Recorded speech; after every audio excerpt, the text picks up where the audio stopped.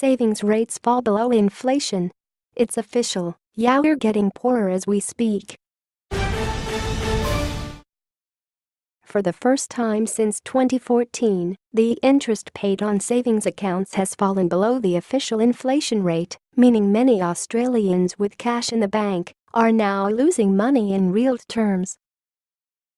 According to figures from the Reserve Bank, the average interest rates paid by the banks on online savings accounts fell by 0.05 basis points to 1.25% in December, below the annual inflation rate of 1.3%. The last time this happened was in June 2014, when inflation briefly spiked to 3%. The RBA left the official cash rate on hold at its historic low of 1.5% in its last meeting of 2016 after two 25 basis point cuts in the year. The low interest rate environment is good news for borrowers with mortgages or personal loans, but bad news for savers. According to financial comparison website Canstar, there were 13 cuts to savings account interest rates in December and 16 cuts in November, compared with just 3 increases in the same 2-month period.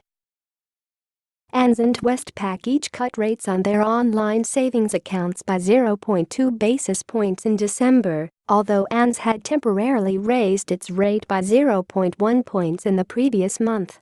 NAB and CommBank each cut their rates by 0.1 basis points in November.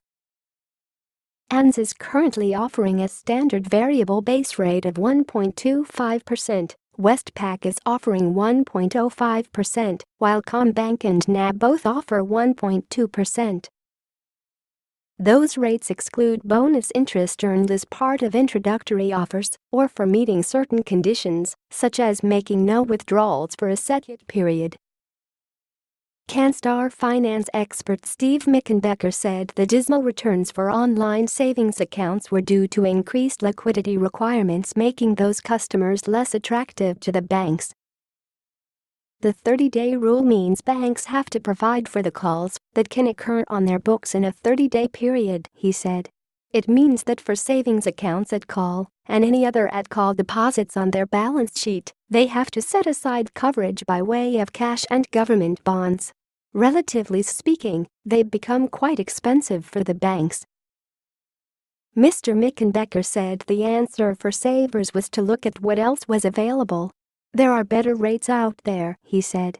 It pays to have a look at what else is available.